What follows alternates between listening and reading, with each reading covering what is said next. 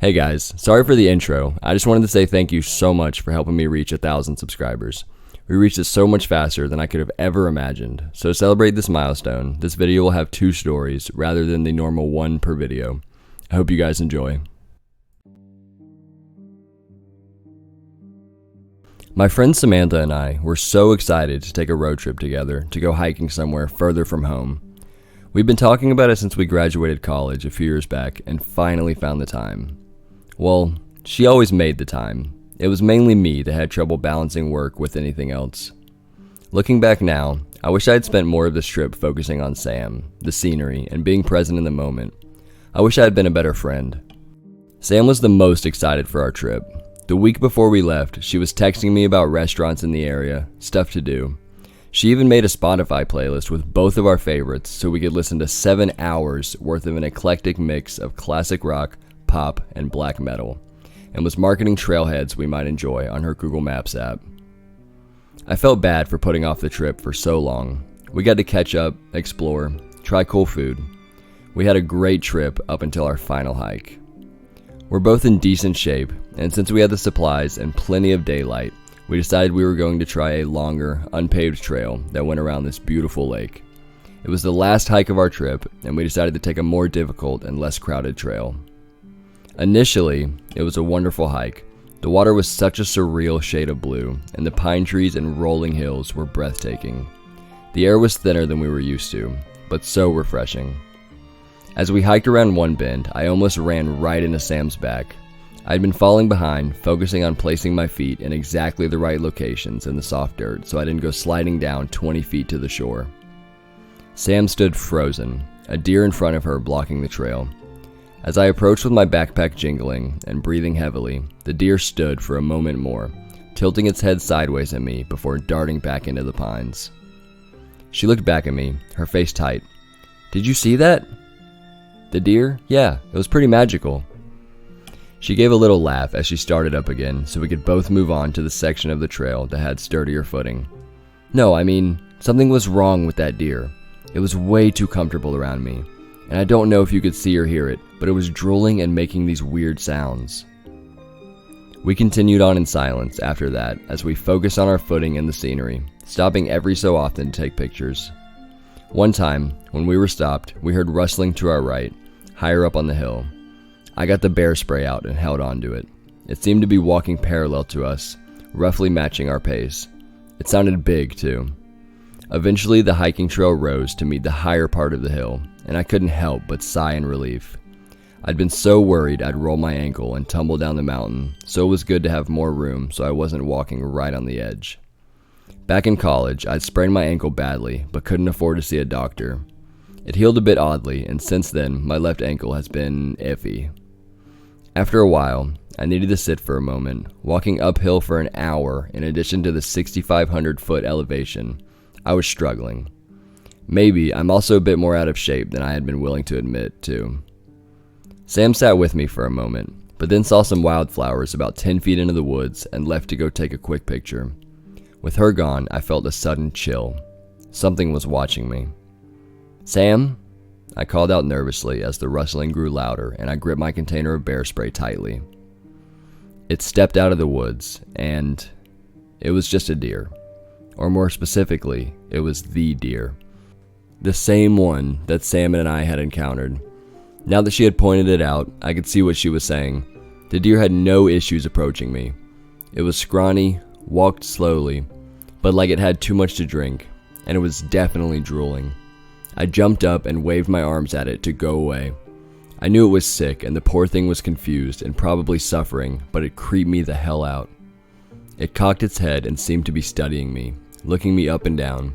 It approached me and made some sort of gasping sound. It was opening and closing its mouth in a way which deeply unsettled me for some reason. "Sam!" She came running towards me from the woods, and when I turned back, it had gone. "Are you okay? What happened?" "The creepy deer was back. I know it sounds silly, but I think it's been following us." I told her how it had been behaving. "Do you think it's rabid?" "Poor baby," she said sympathetically. "Possibly. Or I wonder if it has CWD. Either way, we should probably let the park rangers know just in case." We had decided we'd stick together, but after a few miles, she ended up ahead of me again. She tends to inch forward to get pictures, whereas I tend to walk past sites, then have regrets and double back to take pictures. I had walked back a bit and was sitting down, angling my phone weirdly to try and fit the scene in front of me in the frame when I heard Sam's voice, but I couldn't make out what she was saying. "Hey, I'll be right there," I said, my voice raised slightly, assuming she was talking to me. Then she screamed, "Sam!" I stood up and tried to walk as quickly and carefully as possible. Her screaming changed from fear to agony, and it sounded like she was sobbing. I wasn't sure what happened, but I could tell she was scared and likely hurt. I suddenly realized I was still holding our only canister of bear spray. Against my better judgment, I started running as fast as I could, and for a while I was making good time, but then my left foot landed on a patch of soft dirt at the edge of the trail. My ankle rolled, and I was falling. I don't remember hitting the ground, but I remember opening my eyes, flat on my back, about 15 feet below where I'd been standing. It was also dark outside. We started hiking at least 6 to 7 hours before sunset. I tried to stand, but it was a struggle. I was confused, disoriented. Trying to get up was taking all my energy and focus. I had a deep feeling of dread I couldn't explain. As I started slowly moving upwards on my hands and knees, I tried to recall what had happened leading up to my fall. Sam sounded hurt. She was screaming. I had run after her and then I fell. Crap! Sam! I called her name, my voice hoarse, but no response. My phone was surprisingly only minorly damaged, but I had no reception. Luckily, since it had been buckled to me, I still had our backpack. I dug through it. We had first aid kits, but I figured I could patch myself up later. I didn't want to stay down here any longer than I had to. I found my knife and my headlamp. After about 20 minutes, I had slowly and painfully ascended back towards where I had fallen from. My hands were raw and I could feel my right knee bleeding through my pants. I was trying to go slowly since I trusted my feet even less now, and dizziness was starting to creep in, but panic and fear drove me forward. Once I made it back to the trail, I had to sit for a moment. I heard rustling behind me and felt a sudden pang of fear.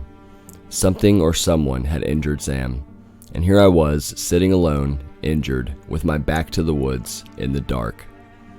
I tried calling her name, in case it was her that I heard. No response. I stood up and started limping as quickly as possible towards the direction that I had last heard her scream.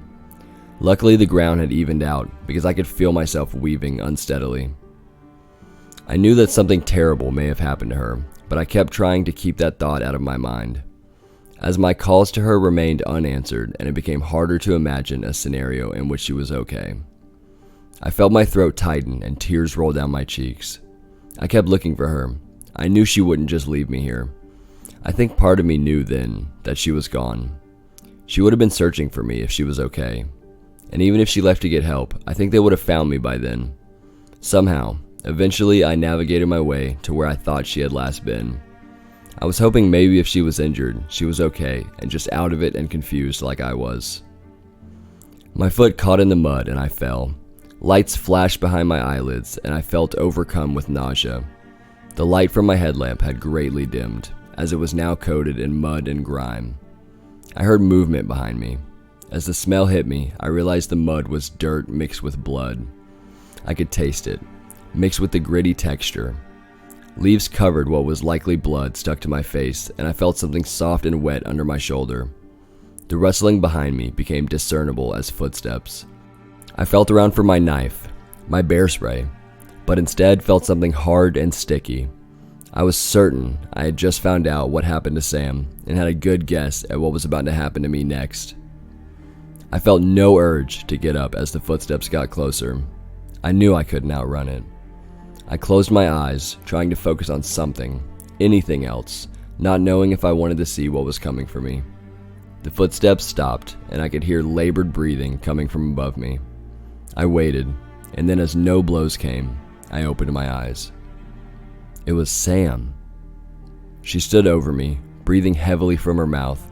She was covered in blood. Her shirt and pants were torn, but she was alive. I let out a relieved sob and could no longer hold back the tears. "Oh my God," I whispered as I slowly moved to sitting and then standing. "I thought I had lost you." I pulled her close to me into a hug. She stood motionless, her arms at her side. She stuck to me where her shirt was still a bit wet, dried blood covering the neck of her shirt and her midsection. Her hands, and unsettlingly, her mouth, were also smeared with blood. I could still hear her breathing heavily close to my ear. "What happened?" I asked as I released her. She stared at me, but didn't respond. I figured she was a bit traumatized. Frankly, I wasn't sure how she was up and standing at all after what had happened.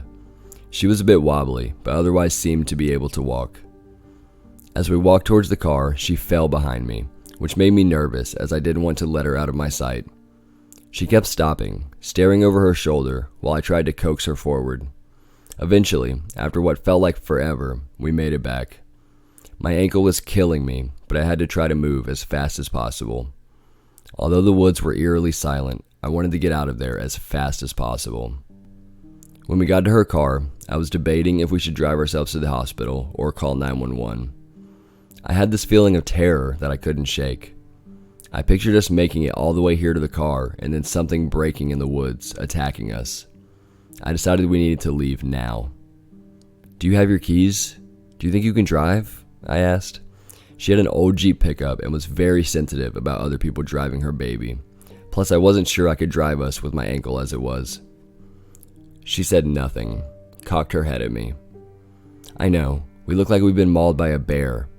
I caught myself and winced, feeling suddenly insensitive. She clearly had been attacked by something or someone. When she said nothing, displayed no emotion or reaction, I cautiously continued. "But I have a bad feeling. I think we need to leave, like right now. I'd rather call for help when we're back on the main road, or just drive straight to the hospital." She remained motionless, staring back into the woods, and I wondered if she lost her keys in whatever struggle she had. Luckily, I had her spare with me. I unlocked the doors and she continued to stand outside. I realized I would need to punish my ankle a little bit more because she was far too out of it to drive. I slid in, but she remained motionless. "Sam, get in, please. Something is out here still. Please." She was licking her lips, staring back at me again. In the darkness, her blue eyes looked almost black. I limped back out of the seat and opened her door for her, and had to guide her in. I buckled her in after she made no move to do so for herself. As we drove, the headlights of passing cars illuminated the interior. I kept checking on her out of the corner of my eye. She was breathing in and out of her mouth and staring at me. I noticed now, in the better light, that she was drooling. "Hey, how are you doing?" No response, but she began opening and closing her mouth and making a wet, gasping sound as she breathed in and out. Her breath reeked and her teeth were tinged pink. I don't have much medical knowledge, but I was worried she had a punctured lung due to the strange sounds she was making. "Hold tight, we're about 20 minutes from the hospital." Despite my ankle, I drove as fast as I could. We made it in 10. As we pulled up, I helped guide her out of the car and walked behind her, steadying her. I noticed something. Her shirt was on inside out. It hadn't been this morning. Likely because of how we looked, they found rooms for us immediately in the ER. I had a bad sprain and a concussion and would need a few stitches, but it felt so good just to be out of those woods. I asked the nurse that came to check on me how Sam was doing. I mentioned to him I'm not sure if she was attacked by an animal or a person.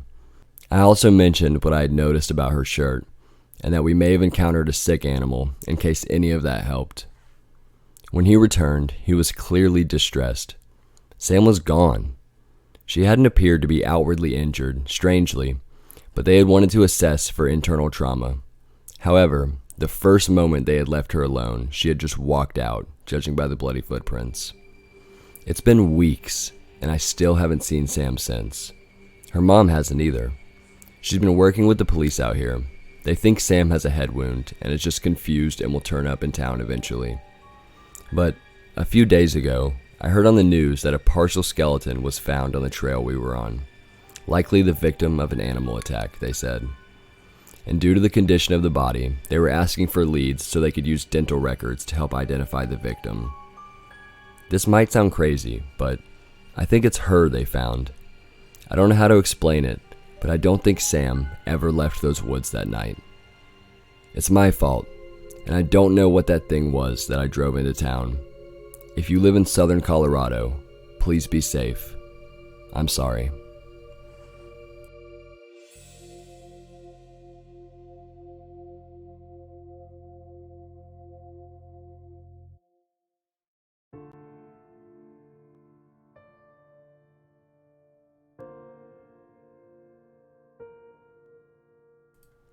I started reading a book about murder and just realized I'm the main character.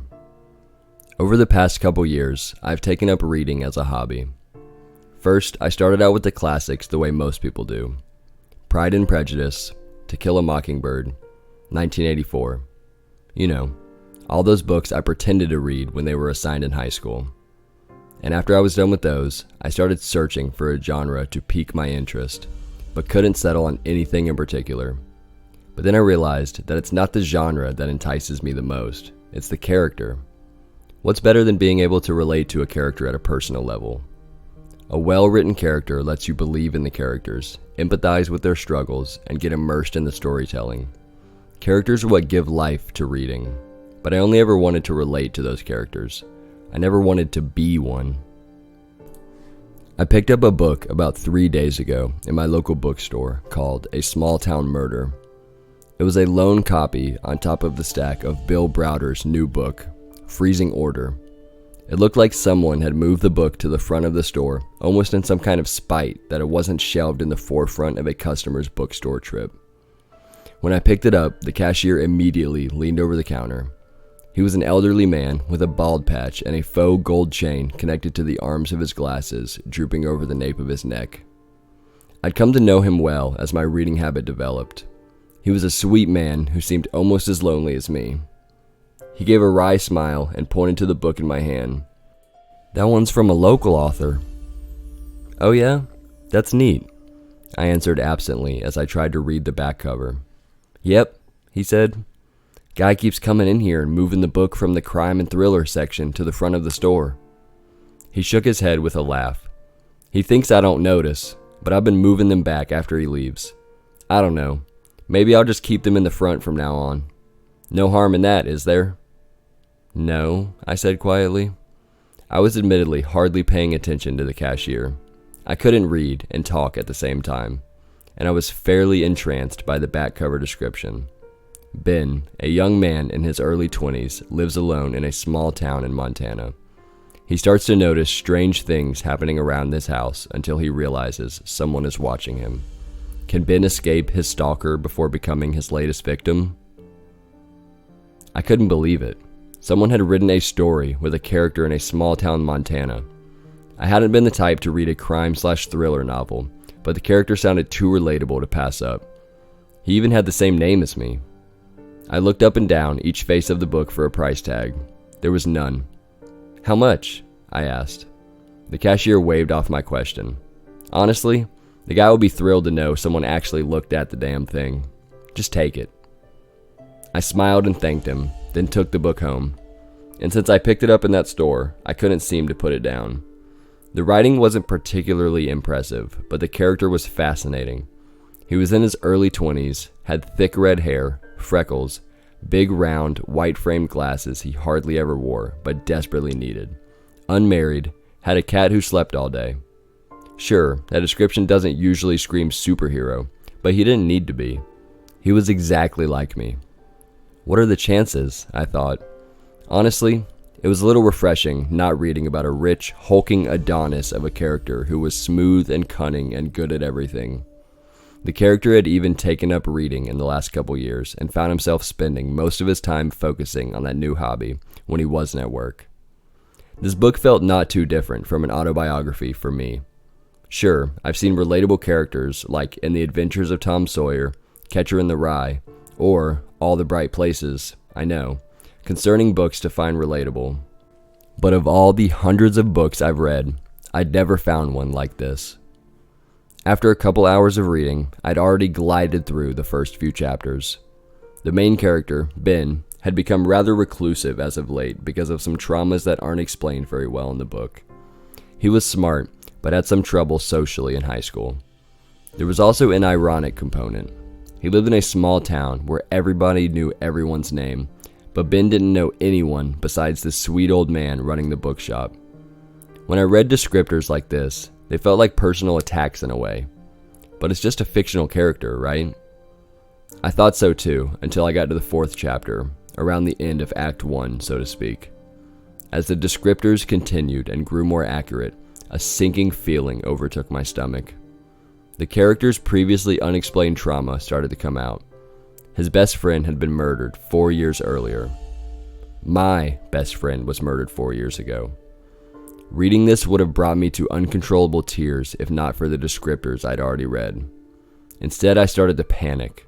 Red hair, freckles, heavy set, loner, reader, lives in small town Montana, has a good relationship with his elderly bookstore cashier, lost a friend 4 years ago to murder, is named Ben.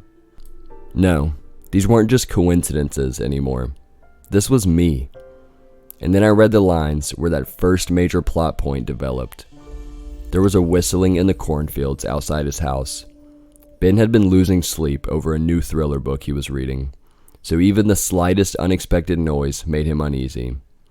But this was different somehow. Either via premonition or stroke of genius, preparation on the killer's part, he knew he was being hunted. Then it came. The rustling in the cornfield. I threw the book across the room, its pages flapping through the air until it smacked into the wall and slid to the floor. My heart was beating uncontrollably. I could hardly breathe. Then the cashier's words slipped back into my mind in a brief flash. That one's from a local author. The author knew I'd pick up that book. He was hunting me. That author wasn't just local. He was in the field outside my house. I switched on my bedroom light and waddled over to the window on my knees, trying to keep out of the view of the cornfield. I then poked my nose over the windowsill and squinted into the darkness. A few stalks of corn were still swaying, but I couldn't tell for sure whether it was from the wind or if someone was out there. An owl hooted from a nearby tree and almost made me jump out of my skin. He must have been watching me read until Act 2 when he could reveal himself, and start to make his clumsy pursuit from which I get away from in the interest of keeping the story suspenseful and building tension. But come Act 3, we'd inevitably have some type of showdown where perhaps he kills me. I scanned the cornfield again, still no sign of him. I crawled over to the book again, trying to find where I left off. After some searching and page flipping, I found my place and read on to see what was next. I could either see the book as a horrifying prediction of doom or a playbook. In the moment, I chose to see it as the latter. So I read on. Ben threw his book aside at the sound. Its pages flapped through the air until it smacked into the wall and slid to the floor. His heart was beating uncontrollably. He could hardly breathe. Ben switched on the bedroom light and walked over to the window, waddling on his knees. He then poked his nose over the windowsill and squinted into the darkness. A few stalks of corn still swayed, but he couldn't quite tell if it was from the wind or if someone was out there. An owl hooted from a nearby tree. Ben wrote off the sound for now. He didn't know where or when his stalker would strike, but he knew one thing for sure. He was being hunted. Since then, I haven't picked up the book. I can hardly look at it without my skin crawling. I think the killer is watching me read, wanting to play along with every page turn, sadistically waiting for me to read the script of my own demise. Then I remembered the other thing the cashier had said. No harm in that, is there? My breathing shook and hasn't stopped since. That statement couldn't have been further from the truth.